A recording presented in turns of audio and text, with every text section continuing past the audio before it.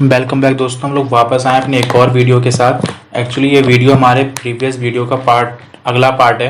जब हमने previous video में MCS 032 का पार्ट 1 और पार्ट 2 देख चुके हैं, तो ये पार्ट 3 है, object oriented analyse and design important question notes, जिसके अंदर हम लोग प्रीवियस ईयर के क्वेश्चन पेपर्स के कुछ इंपॉर्टेंट क्वेश्चंस के नोट्स देख रहे हैं। तो चलिए शुरू करते हैं।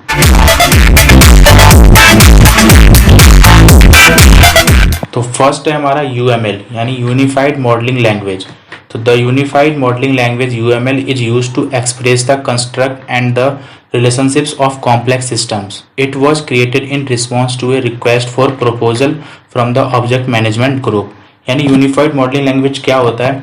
ये हमारे जो हम भी सॉफ्टवेयर डेवलप कर रहे हैं या कोई भी हम काम कर रहे हैं, तो उसका एक कंस्ट्रक्शन जो ग्राफिटिकल जो मॉडलिंग होती है उसको रिप्रेजेंट करता है, जिसके अंदर हम रिलेशनशिप दर्शाते हैं कि हमारा जो ऑब्जेक्ट्स होंगे हमारे किसी सॉफ्टवेयर के अंदर, उसका रिलेशनशिप किस तरीके से कहाँ कहाँ वेरी करेगा। तो ये सारी चीज़ें यूनिफाइड मॉडलिंग लैंग्वेज के अंदर होती है। इसके फीचर्स होते हैं कुछ। तो major features of UML are: first, defined system structure for object modelling. ये सिस्टम स्ट्रक्चर को डिफाइन करता है ऑब्जेक्ट के। And second, support for different model organisation. इसमें सपोर्ट है बहुत सारे दूसरे मॉडल ऑर्गेनाइजेशन का। Next, strong modelling for structure and behaviour. ये स्ट्रॉन्ग मॉडलिंग है, मतलब ये मजबूत तरीके से मॉडलिंग कहलाती है कि स्ट्रक्चर और बिहेवियर की, जो हमारे किसी भी सॉफ्टवेयर का स्ट्रक्चर क्या होगा, बिहेवियर किस तरीके से हमारे ऑब्जेक्ट्स करेंगे, उसका ये स्ट्रॉन्ग मॉडलिंग है। Next, clear representation of concurrent activities. Concurrent activities का ये रिप्रेजेंटेशन है क्लियर, ठीक है। कॉन्करेंट माने होता है पैरेलल। हम पैरेलल एक्टिविटी जो हमारी होती है किसी भी डेवलपमेंट प्रोसेस में, तो उसका ये क्लियर रिप्रेजेंटेशन होता है कि हमें क्या कर, इसके बाद हमें कौन से ऑब्जेक्ट को फ्लो कराना है, कैसा क्या करना है, तो उसका क्लियर रिप्रेजेंटेशन होता है इसके अंदर। नेक्स्ट है support for object oriented patterns for design reuse. इसमें ऑब्जेक्ट ओरिएंटेड पैटर्न्स का भी रीयूज का सपोर्ट भी होता है इसमें। ओके, नेक्स्ट है नोट, इंपॉर्टेंट नोट है कुछ इसके लिए। तो UML could be used in visualising, specifying, constructing and documenting object oriented system. जो UML है वो यूज होता है किसके लिए? विजुअलाइजिंग के लिए, किसी विजुअलाइज करने के लिए किसी भी सॉफ्टवेयर की रिक्वायरमेंट्स क्या है, उसके डेटा को, उसके ऑब्जेक्ट्स को किस तरीके से वेरी करेंगे, किस तरीके से फ्लो करेंगे, उसके लिए specifying, constructing and documenting. Okay, next, ये UML डायग्राम है लाइब्रेरी इंफॉर्मेशन सिस्टम के लिए। तो कुछ इस तरीके से डायग्राम होता है। तो ये यहाँ पर जो है लाइब्रेरी इंफॉर्मेशन सिस्टम को लेकर मैंने बताया हुआ है। तो जैसे इसमें है मेंटेन बुक मास्टर यहाँ पर है, फिर यहाँ पर maintain members master, issue, return और रिपोर्ट्स। यहाँ पर दो मैंने एक्टर लिए हैं, जैसे एक मेंबर है और एक लाइब्रेरियन है। तो यहाँ पर फर्स्ट मेंटेन मेंबर मास्टर होंगे, उनका पर्सनल डिटेल्स यहाँ से मेंटेन करा जाएगा मेंबर के लिए। बुक डिटेल्स, ये यहाँ पर इनका रिलेशनशिप मैंने बताया हुआ बुक डिटेल्स के लिए, रिटर्न के लिए। तो यहाँ पर इस तरीके से ये डेटा फ्लो कर रहा है। ओके, तो इस तरीके से आप एग्जाम वगैरह में आएगा तो उसी तरीके से आप बना सकते हैं, ठीक है। नेक्स्ट है एसोसिएशन एंड देयर टाइप्स। तो एसोसिएशन क्या होता है? An association defines a relationship between two entity objects based on common attributes.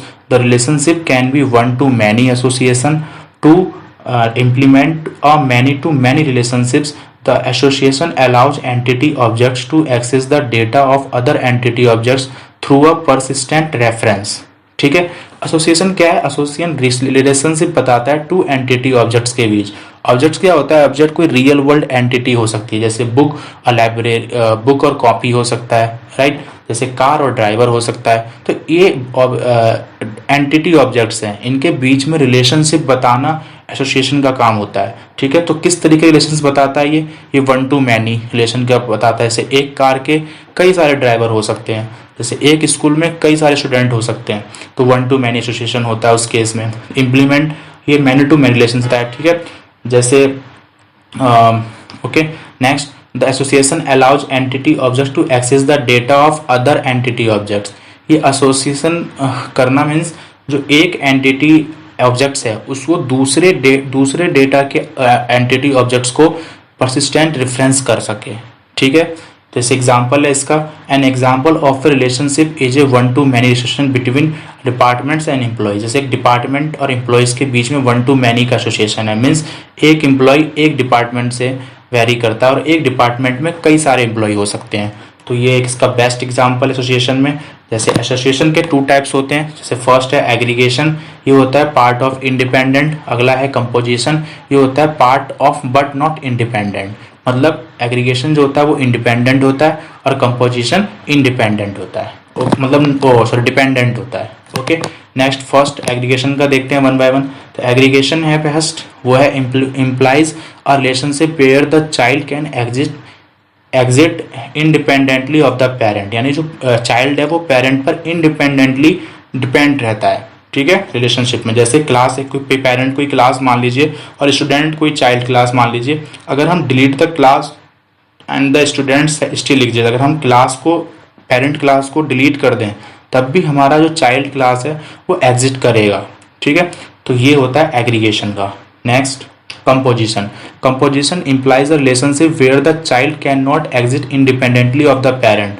इसमें जो है कंपोजिशन के अंदर क्या होता है, जो रिलेशनशिप होता है वो चाइल्ड जो है इंडिपेंडेंटली पेरेंट पर डिपेंड होता है। ठीक है, चाइल्ड मतलब पेरेंट पर इंडिपेंडेंटली एग्जिट नहीं कर सकता है। जैसे composition is also known as has relationship. Composition क्या कहलाता है, हैज रिलेशनशिप कहलाता है। जैसे इसका एग्जांपल है, जैसे हाउस हमारा पेरेंट है एंड रूम हमारा चाइल्ड है। यहाँ पर क्या होगा, rooms don't exit separate to a house. Room जो है पूरे तरीके से जो है हाउस पर डिपेंड करता है। अगर हमारे पास हाउस ही नहीं होगा तो रूम तो हम वहाँ पर रूम की एग्जिस्टेंस हम नहीं दिखा सकते। तो ये कंपोजिशन का है। ओके, इसके कुछ एग्जांपल जैसे यहाँ पर ऐसे लाइब्रेरी का बुक इशूइंग कलर का, जैसे लाइब्रेरी और बुक इशूइंग कलर के उसके बीच में हैज रिलेशनशिप, यानी एक लाइब्रेरी के अंदर एक हैज रिलेशनशिप इनके बीच, एक लाइब्रेरी के पास बुक इशू क्लर्क होता है तो इसके अंदर हैज ए रिलेशनशिप है। इसको 1 to many एसोसिएशन कहा जाता है। जैसे अगला कार और ड्राइवर, तो कार हैज ड्राइवर, कार के पास ड्राइवर होता है, राइट। तो 1 to many एसोसिएशन इसके बीच में भी हो रहा है। Next inheritance. Inheritance in its type. तो inheritance is a relationship among classes where in one class shares the structure or behavior defined in one or more classes। ठीक है, यानी इनहेरिटेंस भी रिलेशनशिप बताता है 2 क्लासेस के बीच में, जिसमें एक क्लास अपना बिहेवियर अपना स्ट्रक्चर अगर हम उसको इनहेरिट कर लें तो दूसरी क्लास जो होती है चाइल्ड क्लास वो उसके फंक्शंस को भी रीयूज कर सकती है। तो ये इनहेरिटेंस का मतलब होता है।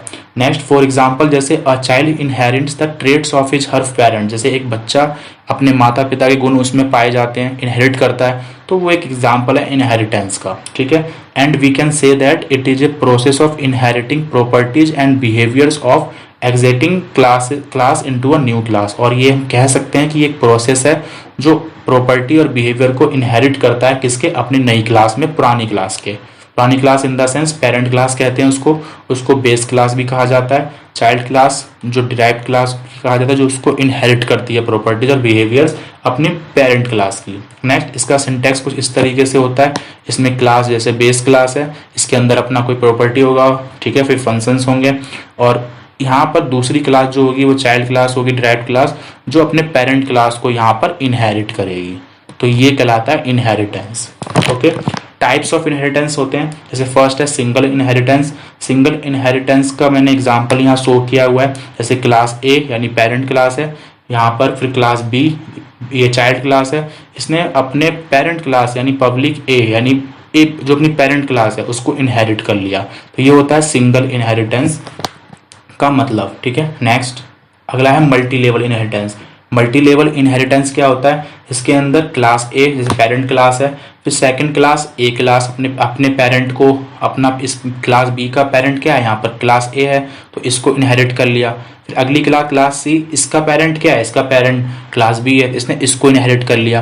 तो ये होता है मल्टी लेवल, मतलब हर लेवल पर इनहेरिटेंस हो रही है, अपने पेरेंट को यहाँ पर इनहेरिट किया जा रहा है। ठीक है, नेक्स्ट है third number multiple inheritance. Multiple inheritance क्या होता है, जैसे क्लास A1 ठीक है और क्लास A2, और ये दोनों क्लासेस ये पेरेंट्स क्लासेस हैं, ये दोनों क्लासेस एक साथ थर्ड क्लासेस अपने ग्रैंड चाइल्ड के अंदर इनहेरिट हो रही हैं। तो ये कहलाता है हमारा मल्टीपल इनहेरिटेंस। होप आपको समझ में आया होगा, आज का वीडियो अच्छा लगा होगा।